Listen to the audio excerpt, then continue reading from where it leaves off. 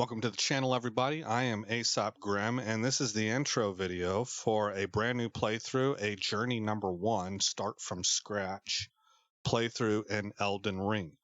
Why am I doing that? Well, we'll get to that. But first, let's unlock the display and do an abridged content briefing. This is like my 10th Chronicle in this game. If you want a more full content briefing, you can reference my first Chronicle. But in lieu of that, I've gone ahead and unlocked my display so that you can read this section if you want to. My first Chronicle has my own thoughts also, but we're going to do the fast version here. Elden Ring is rated by the ESRB, or Entertainment Software Rating Board, officially as mature 17 plus, for blood and gore, language, suggestive themes, and violence. My go-to site is commonsensemedia.org. I like this site a lot because of all these sections have something useful in it. I think they're all pretty good, useful information in each of these sections.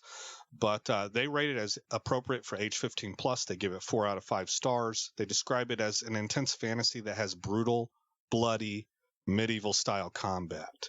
If you come down here, there's probably the best section on this whole thing is what parents need to know. I would suggest that you not even look at that as strictly for parents. If you are somebody who has to do what we might call self-care, if you have past trauma, if you have trigger points, these are good sections for you to read.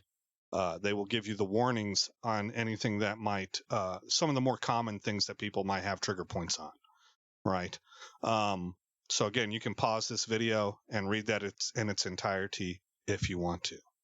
Let's go ahead and get to the whole reason that I'm doing this. Okay, unlocking the sidebar. I have 5 major points to get through. So number 1, we're starting from scratch. Why are we doing that? In a nutshell, in my last playthrough with the Tree Sentinel, Frowny Gaming's Last Sentinel, I keep calling it Tree Sentinel. It's called the Last Sentinel build. I crossed a red line. Spoiler alert, I burned the Erd Tree. Now, it's not a spoiler for what I did. That's a spoiler for the game, right? And so what happened is I initially thought, oh my gosh, I locked myself into the 3 fingers ending. I'm not going to be able to be the champion of the 2 fingers in the Golden Order like I wanted to as the Last Sentinel. So I went online and I did some research and I found out, hey, what do you know? Again, spoiler alert. No matter which ending you pick, no matter what build you're doing, no matter what your role-playing goals are, if you want to progress the story to its conclusion and see the whole game, you're going to have to burn the Erd Tree. So I was kind of happy about that. I was like, okay, yeah, no problem. No love lost, right? No issues. But that was followed immediately by the gut punch. That burning the Erd Tree is the first major red line or point of no return that you can cross in this game, according to the article I was reading. And it did, in fact, I had noticed that it had changed the game state of my world. And the article explained to me that some of the NPCs had bugged out. There were quest lines that were no longer available to me or could not be completed. And there were places in this game that I could no longer access. So my first thought was, well, okay. The way that I had been playing this game is I was dividing my chronicles up because it's such a huge game. I was dividing the chronicles up by zone. And then the methodology I was using for completing these chronicles was that I would do that zone to the utmost of my ability and find and do everything that I could get my hands into. And then I would bring up Fightin' Cowboy's walkthrough guide to help cover everything I missed. And that was my plan. But here I had just crossed a red line because I didn't know any better, right?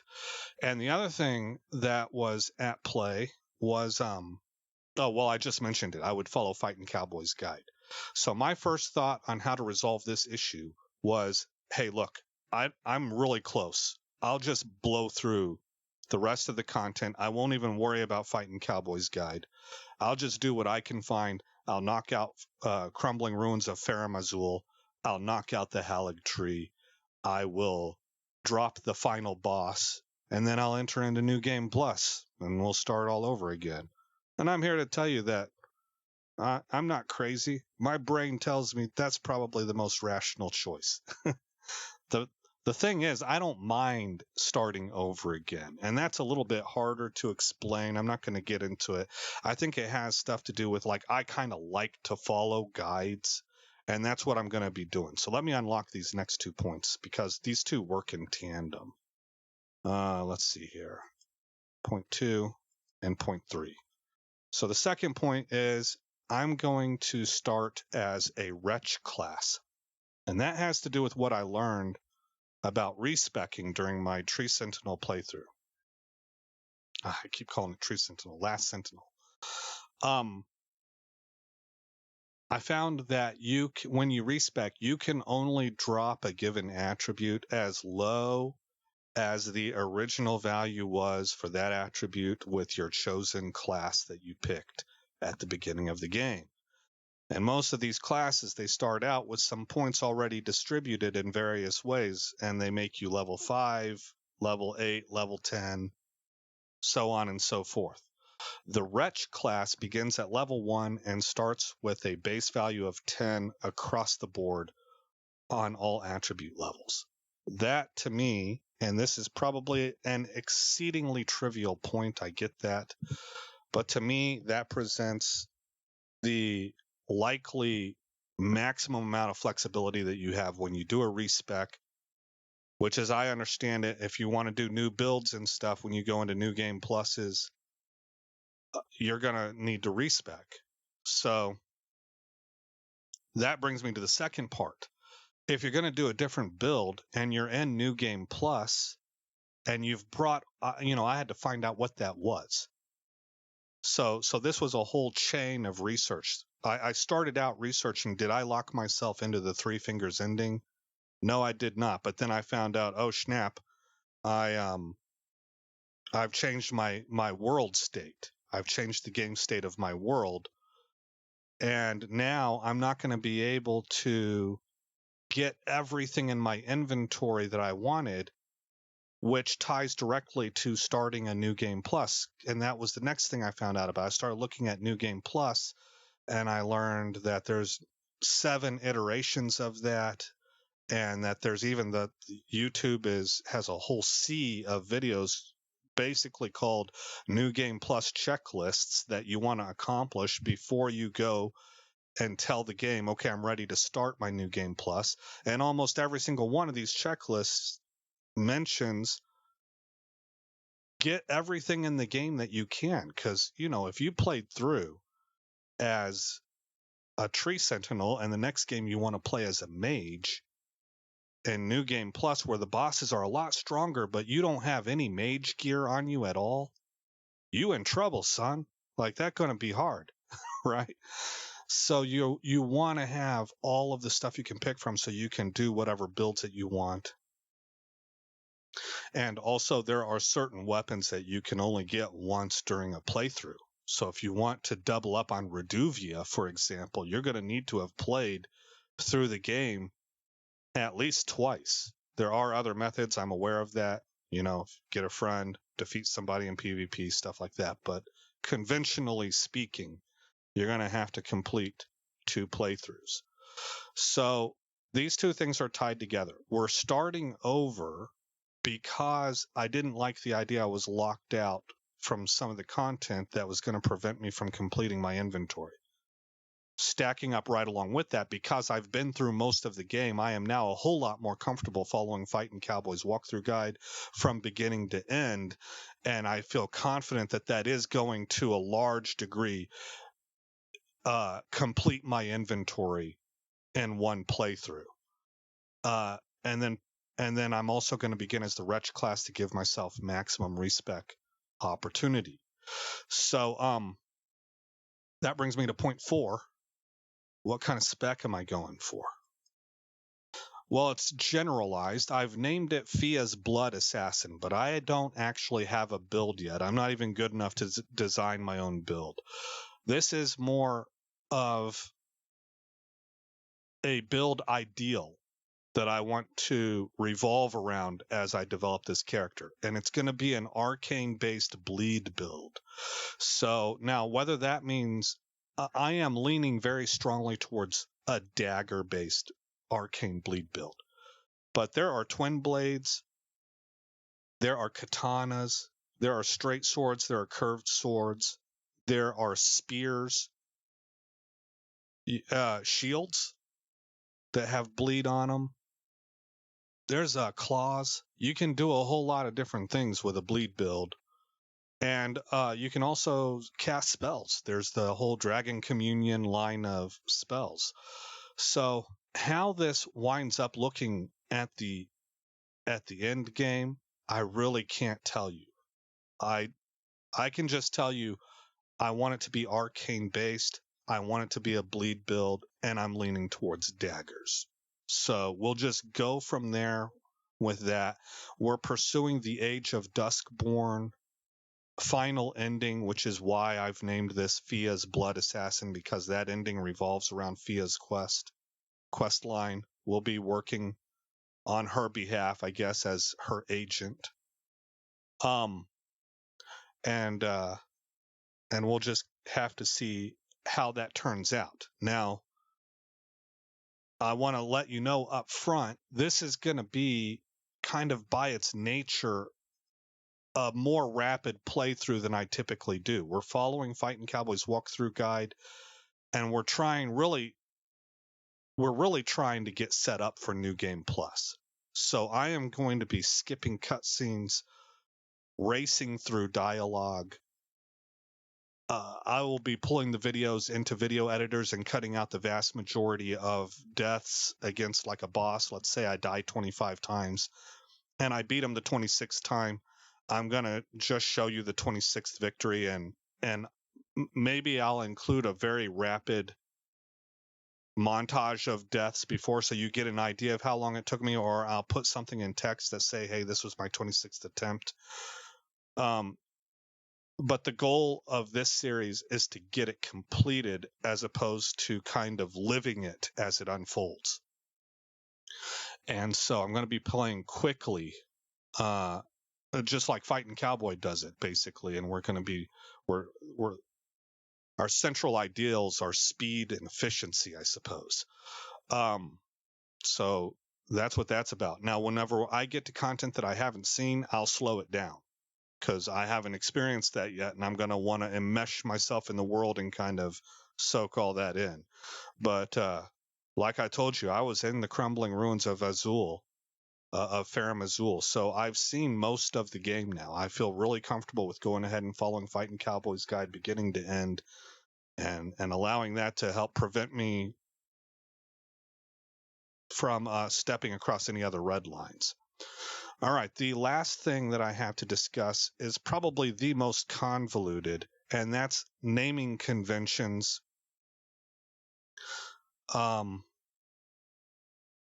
Maybe it won't be convoluted.